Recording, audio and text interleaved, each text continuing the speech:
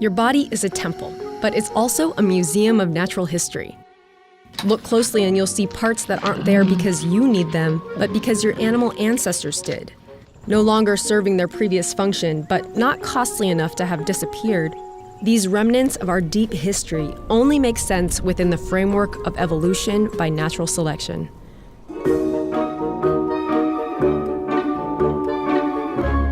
With your arm on a flat surface, push your thumb against your pinky and tip your hand slightly up. If you see a raised band in the middle of your wrist, you've got a vestigial muscle in your forearm. That tendon you see connects to the palmaris longus, a muscle that around 10 to 15% of people are missing on one or both of their arms. It doesn't make them any weaker though. There's no difference in grip strength. In fact, it's one of the first tendons that surgeons will take out so that they can use it in reconstructive and cosmetic surgeries.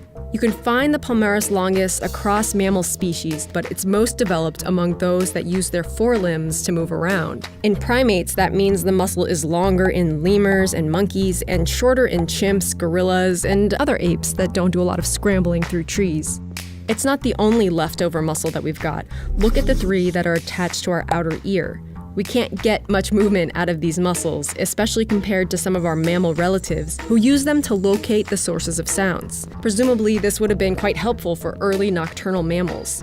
In humans, you can still detect the remnants of this adaptation with electrodes. In one study, researchers recorded a spike of activity in the ear muscle cells in response to a sudden sound.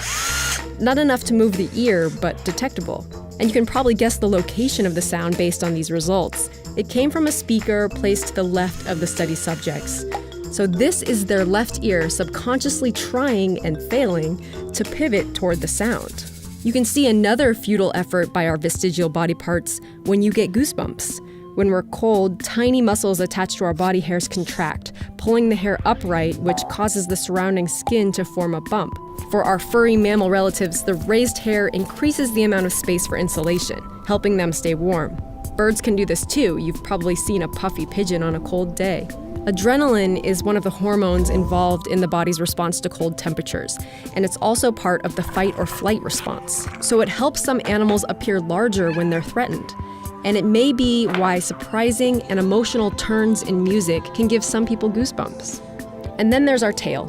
At the end of our spine are a set of fused vertebrae. Some people have 3, some people have 5. We call it the tailbone. It now serves as an anchor for some pelvic muscles, but it's also what's left of our ancestors' tails. Every one of us actually had a tail at one point when the basic body plan is being laid out at around 4 weeks of gestation.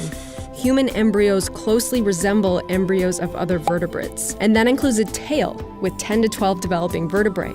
In many other animals, it continues to develop into a proper tail, but in humans and other apes, the cells in the tail are programmed to die a few weeks after they appear. Very rarely, though, a mutation allows the ancestral blueprint to prevail, and a human baby will be born with a true vestigial tail. The most adorable vestigial behavior is the palmar grasp reflex, where infants up until they're about 6 months old have this incredible grasp on whatever you put in their hand. There's a similar reflex for their feet. I wanted to show you this great piece of footage from the 1930s where they demonstrated this behavior. These babies are only 1 month old, and you can see that their inner monkey can support their entire weight.